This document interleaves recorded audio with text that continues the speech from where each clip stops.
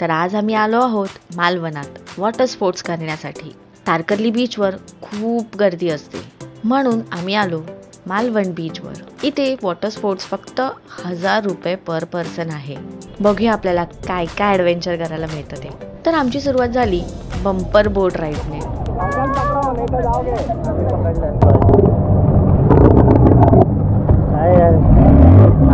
चालू झालो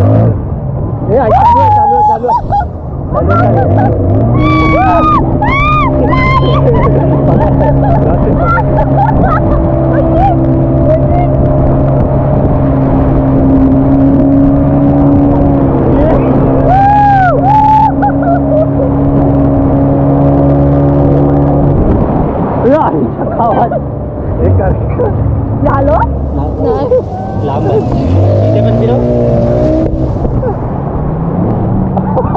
खारट पाणी आहे.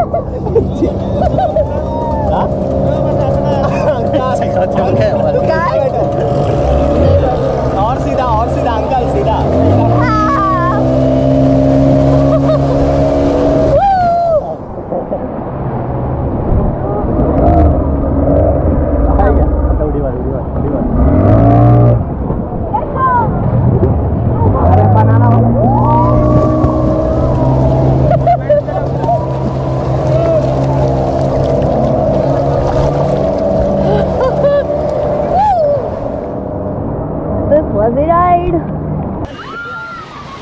आता स्लीपिंग बंपर बोट राईड.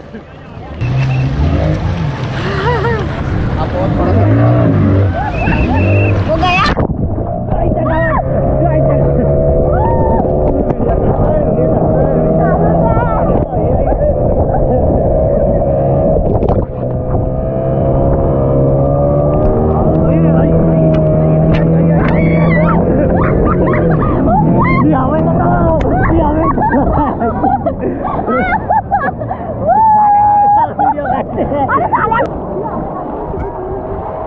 नेक्स्ट होती जेट स्की. योगेशला आधी पाठवलं.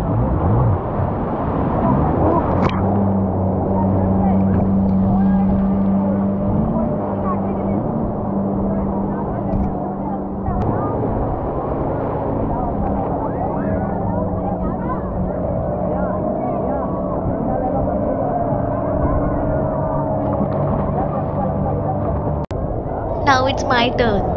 शिट, ह्या लाटांच्या फोर्समुळे चढताच येत नव्हतं.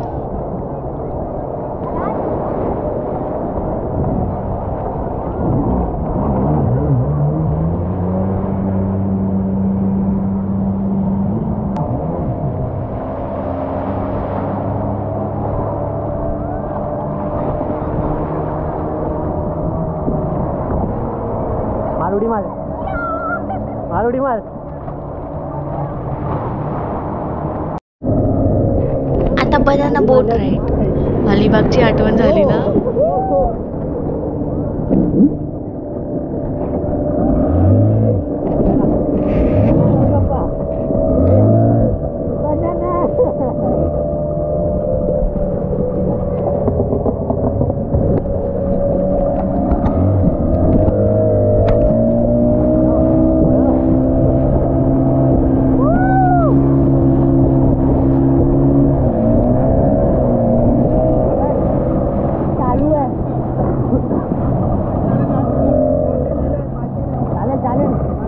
पुढे लावून करा.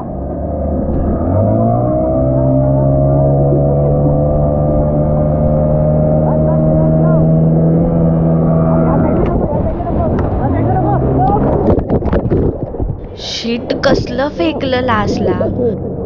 आमचे गॉगल्सच पडले पाण्यात आणि हरवले. आता पुढच्या राईड्स विदाउट गॉगल करायच्या. बीचवर राईड्स झाल्या. आता पुढचा ॲडव्हेंचर समुद्राच्या आतमध्ये असणार आहे. नाही, स्कुबा डायव्हिंग नाही आहे. ॲक्च्युली स्कुबा आमच्या पॅकेजमध्ये इन्क्लुझिव्ह होतं, पण आम्ही मे महिन्यात गेलो होतो आणि पाणी खूप गढूळ असतं तेव्हा. एक पण मासा दिसणार नव्हता, म्हणून आम्ही रिस्कच घेतली नाही. सिंधुदुर्ग किल्ल्याचा साईडने व्ह्यू. वॉटर स्पोर्ट्समुळे आम्हाला किल्ल्यावर जाताच आलं नाही. सर्व वेळ हातच गेला. पण नेक्स्ट टाइम स्पेशली आम्ही किल्ला एक्सप्लोअर करायला येऊ. तर आम्ही स्कुबा डाईव्ह स्किप करून पॅरासेलिंग करायला आलो. हेही या पॅकेजमध्ये इन्क्लुडेड होतं.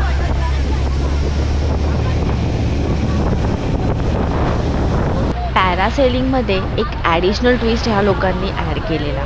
तो म्हणजे सेल करत असताना समुद्रात बुडवून काढतात. ह्याचे एक्स्ट्रा 200 रुपये पर पर्सन घेतले, पण काय भारी मजा आली. फक्त वर उडून खाली येण्यात काही मजा नव्हती. पाण्यात बुडवतात ना तेव्हा थोडी भीती वाटते, कारण नाकातोंडात खारं पाणी जातं. आणि अजून एक ट्रॉमा असतो की अचानक खालून असा मोठा मासा आला तर फुल खतरो के खिलाडीवाली फिलिंग होती. नेक्स्ट टाइम तुम्ही जाल पॅरासेलिंगला तेव्हा हे नक्की ट्राय करा हां.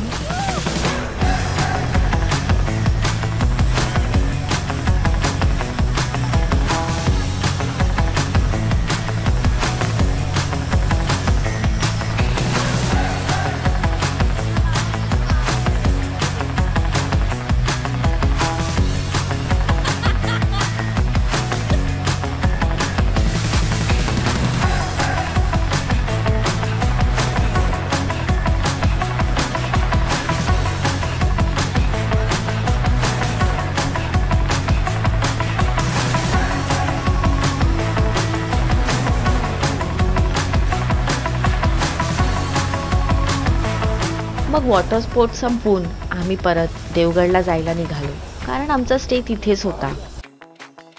वाटेत मस्तपैकी सुरमई थाळी खाल्ली आणि हॉटेलवर जायला निघालो.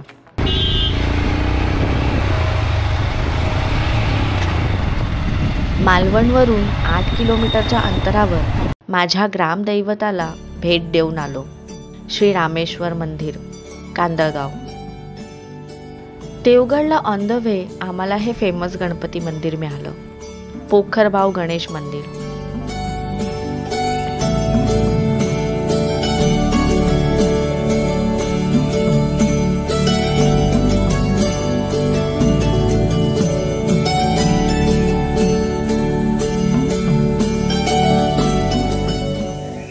सनसेट होत आलेला.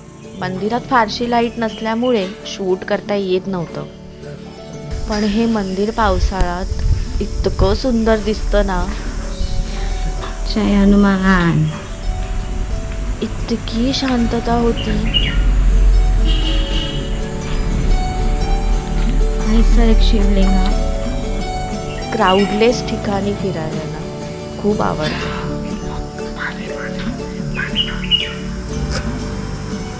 मासेच मासे असत.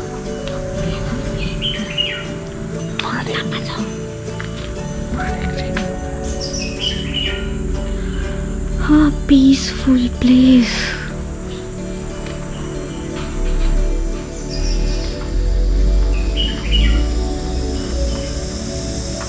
हा बघ महादेव.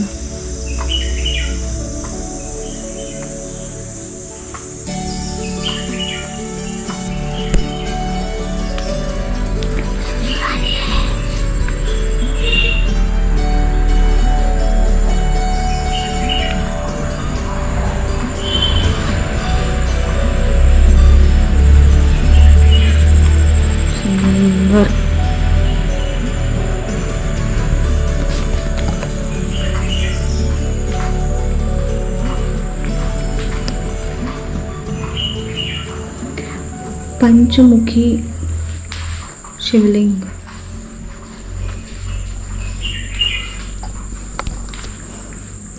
हा चंद्र, हा एक पोषण, हा कासव,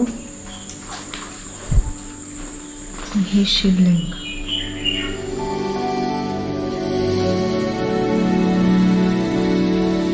मग रूमवर जाऊन फ्रेश झालो आणि लगेच जेवायला आलो, कारण गावात रेस्टॉरंट 9 वाजेपर्यंतच बंद होऊन जातात. आमच्या स्टेजवळ हे सानिका हॉटेल होतं. कसलं भारी जेवण मिळतं इथे, मस्ट ट्राय. तर आजचा दिवस इथेच संपतो. बघूया उद्याचा काय प्लॅन आहे ते.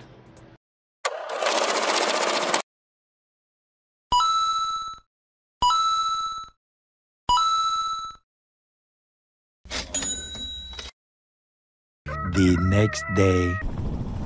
तर सकाळी उठून चेकआउट करायच्या आधी आम्ही जवळ असलेला एक स्पॉट करायचं ठरवलं, आणि तो म्हणजे कुणकेश्वर महादेव मंदिर. देवगडला येऊन या मंदिरात नाही जाणार असं होऊ शकत नाही. हार्डली 1 तास होता आमच्याकडे, म्हणून पहिलं महादेवाचं दर्शन घेतलं आणि उरलेला वेळ मंदिर परिसरात घालवला. मालवणात फार तर महादेवाची मंदिरं ही समुद्राच्या किनाऱ्यावरतीच आहेत.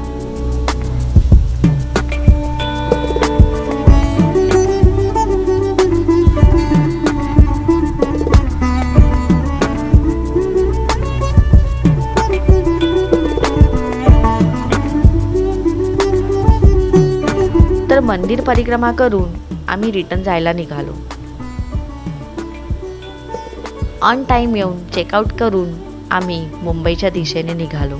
रिटर्न जातानाचा रूट मस्त होता. मुंबईला पोचायच्या आधी आम्ही चिपळूणला हॉल्ट घेतला, कारण 1 डे मध्ये आम्हाला मुंबईला पोहोचणं शक्य नव्हतं. I mean night driving avoid करायची होती आम्हाला. रस्ते चांगले असल्यामुळे चेक इन टाईमच्या आधीच आम्ही पोहोचलो होतो, म्हणून आम्ही जेवून घेतलं.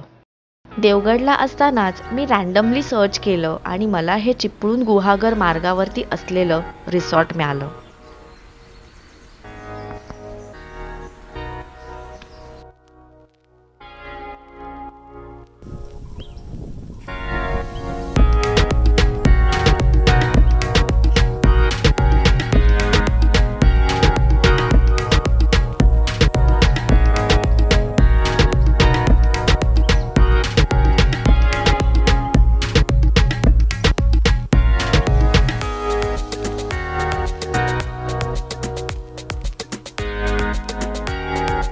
वाव, लास्ट मोमेंट बुकिंग्स हे नेहमीच चांगले निघतात. इतकं सुंदर स्ट्रक्चर होतं ना. कोकणात येऊन चिऱ्यांच्या घरात राहण्याची इच्छा होती, ही ह्या रिसॉर्टमुळे पूर्ण झाली. इथले वाईबच काय वेगळे होते. मस्त मूनलाईट मध्ये ओपन एअर डिनर केला आम्ही.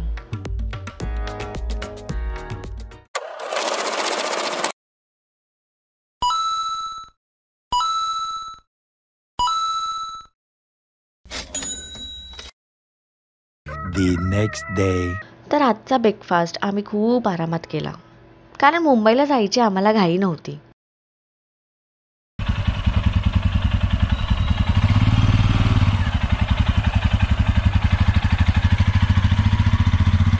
म्हणून आरामात टाइमपास करत रिलॅक्स मोडमध्ये आम्ही निघालो. कसले कमाल रस्ते आहेत. हा मुंबई गोवा हायवे आहे. कांट बिलीव्ह, एवढा चांगला. आय मीन एक पण पॉटहोल नाहीये. या हायवेचं नाव इतकं खराब झालं होतं, पण ही आहे असलियत.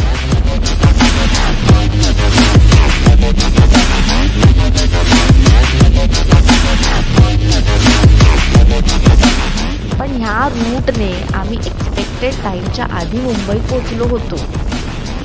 आमची पहिली मालवण बाईक राईड खूप सुखद झाली. खूप धमाल गेली आम्ही. चला तर मग भेटूया नेक्स्ट व्लॉगमध्ये. बाय.